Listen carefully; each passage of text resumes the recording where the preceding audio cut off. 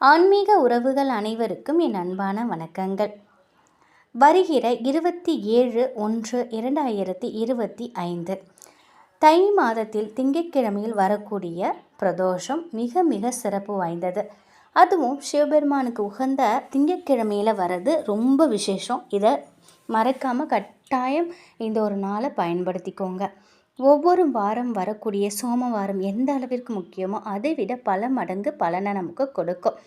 இவ்வளோ நாட்கள் இதுவரை விரதம் இருக்கலைன்னா கூட இந்த ஒரு பிரதோஷ நாளில் நீங்கள் விரதம் இருந்தீங்கன்னா உங்களுடைய வேண்டுதல் முழுமையாக நிறைவேறும். இந்த வழிபாட்டிற்கு பிரம்ம முகூர்த்த நேரத்தில் காலையில் எழுந்து குளிச்சுட்டு உங்கள் வீட்டு பூஜை அறையில் நீங்கள் குலதெய்வத்தை நினைத்து எப்பொழுது ஏற்றக்கூடிய தீபம் ஏற்றுங்க. பக்கத்தில் எம்பெருமான் சிவபெருமானோட படம் இருந்தாலும் அவங்களுக்கு ஒரு தீபம் ஏற்றி ஓம் சிவ சிவ ஓம் இந்த மந்திரத்தை 108 முறை நீங்கள் சொல்லுங்கள்.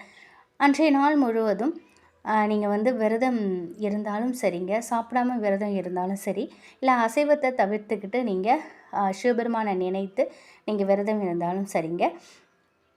நான் இன்றைய நாள் முழுவதும் உங்களை நினச்சி விரதம் இருக்கேன், என்னுடைய வேண்டுதல்களை நீங்கள் நிறைவேற்றி கொடுங்கன்னு உங்களுடைய வேண்டுதலை நீங்கள் முன்வைக்கணும்.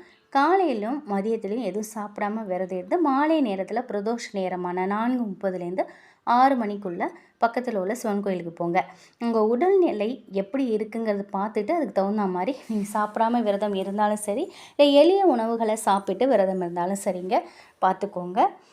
நீங்கள் பக்கத்தில் உள்ள சிவன் கோயிலுக்கு போங்க. அங்கே அபிஷேகத்தில் கலந்துக்கோங்க. எம்பெருமானுக்கு முழு மனதோடு நீங்கள் ஏதாவது ஒன்றாவது அபிஷேகத்துக்கு வாங்கி கொடுங்க, பால் வாங்கி கொடுங்க, சகல சௌபாக்கியங்களும் கிடைக்கும். நான் அந்த ஒரு சிவலிங்கத்திற்கு அபிஷேகம் பண்ணுறதையும் பாருங்கள். அதே மாதிரி நந்தியம்பெருமானுக்கு அபிஷேகம் பண்ணுறதுலையும் உங்களால் முடிந்த பொருட்களை நீங்கள் வாங்கி கொடுங்க. இல்லைன்னா பாலாவது கட்டாயம் வாங்கி கொடுங்க, இல்லை தயிராவது வாங்கி கொடுங்க. அபிஷேகத்தெல்லாம் பார்த்துட்டு நல்லா மனசார வேண்டிக்கோங்க. அவங்க கொடுக்குற அந்த திருநீர் இருக்குது பார்த்திங்களா, அதோட கொஞ்சம் வில்வ இலை வாங்கிக்கோங்க. அதை எடுத்துகிட்டு உங்கள் பணப்பெட்டியில் வைங்க. நிச்சயமாக வறுமைங்கிறது கொஞ்ச நாள்லேயே உங்களை விட்டுட்டு போயிடும். அந்தளவுக்கு விசேஷமானது சிவபெருமானோட அந்த ஒரு விபூதியும் அந்த வில்வ இலையும். அதையும் நீங்கள் வாங்கிட்டு வச்சுக்கோங்க. இப்போ உங்களோட வழிபாட்டை முடிச்சுட்டு வீட்டுக்கு திரும்புகிறீங்க இல்லையா, வீட்டுக்கு திரும்பினதும் உங்கள் பூஜை அறையில் ஒரு மஞ்சளால் சிவலிங்கம் செஞ்சு வைங்க. அந்த சிவலிங்கத்திற்கு வில்வ இலைகளை வைங்க. அடுத்ததான் நீங்கள் வில்வ இலையை ஒரு தாம்பாளத்தில் பரப்பி அதற்கு மேலே ஒரு அகல் தீபம் வைத்து அதுக்கு நல்லெண்ணெய் ஊற்றி பஞ்சத்திரி போட்டு தீபம் ஏற்றலாம். அதுக்கப்புறம் என்ன பண்ணுங்கள், தீபத்திற்கு முன்னாடி ஒரு பிரியாணி இலை எடுத்துக்கோங்க. காலையில் நீங்கள் என்ன வேண்டுதலை எழுதுனீங்களோ அதை அந்த பிரியாணி இலையில் எழுதி அப்படியே பூஜை அறையில் வைங்க. அதோட பச்சரிசி வெல்லம் அதை ரெண்டுத்தையும் கலந்து நைவேத்தியமாக வைக்கணும். அதுக்கப்புறம் ஓம் சிவ சிவங்கிற மந்திரத்தை, ஓம் நமசிவாய நமசிவாயங்கிற மந்திரத்தையும், ஓம் நர்பவிங்கிற மந்திரத்தையும் நீங்கள் 108 முறை பாராயணம் செய்யணும். மறுபடியும் உங்களோட வேண்டுதலை முன் வச்சு நீங்கள் தீப தூபம்லாம் காட்டி உங்களோட வழிபாடை நிறைவு பண்ணிக்கோங்க.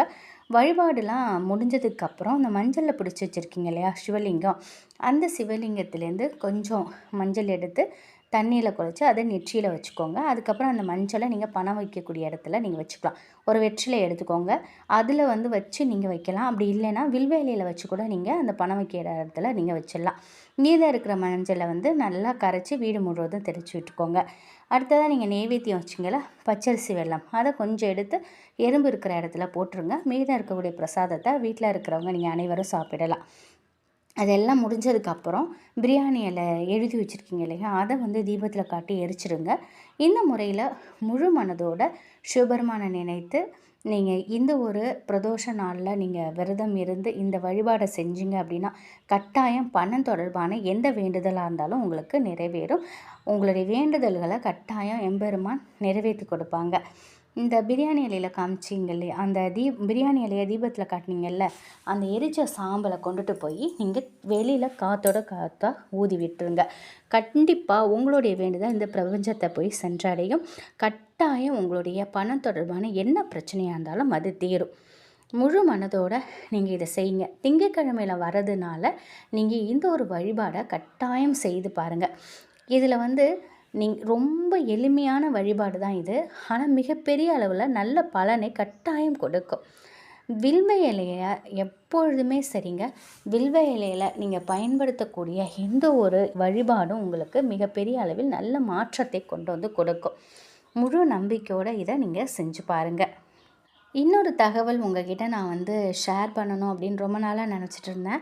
சிவன் கோயிலில் அர்ச்சகர் உங்கள் கையில் விபூதி கொடுக்கும்பொழுது நீங்கள் ஓம் நம சிவாயங்க மந்திரத்தை மனசுக்குள்ளே சொல்லிக்கிட்டே அந்த விபூதியை வாங்கணும். சிவன் கோயிலில் ஒரு முறை தான் விபூதி பிரசாதத்தை நம்ம கை நீட்டி வாங்கணும். வாங்கின விபூதியை சிவனை பார்த்தவாறு நெற்றியில் வைக்கக்கூடாதுங்க. கிழக்கு பார்த்தவாறு நின்றுக்கிட்டு அந்த விபூதியை நெற்றியில் வச்சுக்கோங்க. விபூதியை நெற்றியில் பூசும்போது உங்களோட தலை வானத்தை பார்த்தவாறு இருக்கணும். தலையை மேலே நல்லா தூக்கி விபூதியை நெற்றியில் பூசணும். நம் நெற்றியில் இடும் இந்த திருநீர் பூமியில் சிந்தக்கூடாது. பூமியில் சிந்தி அதை அடுத்தவங்க காலில் மிதிப்படக்கூடாது.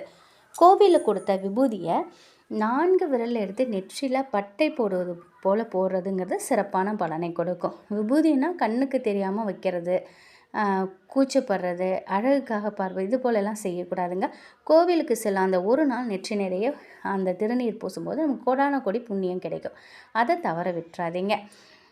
நெற்றியில் விபூதியை வைக்கும் பொழுது கூட அடுத்தவங்கள்ட்ட பேசிக்கிட்டே நம்ம விபூதியை வைக்கக்கூடாது. அது நமக்கு மகா பாவத்தை கொண்டு சேர்க்கும். நம்ம மனதில் இருக்கக்கூடிய கோரிக்கையை எம்பெருமான்கிட்ட சொல்லிக்கிட்டே விபூதியை எடுத்து நெத்தியில் பூசிக்கோங்க.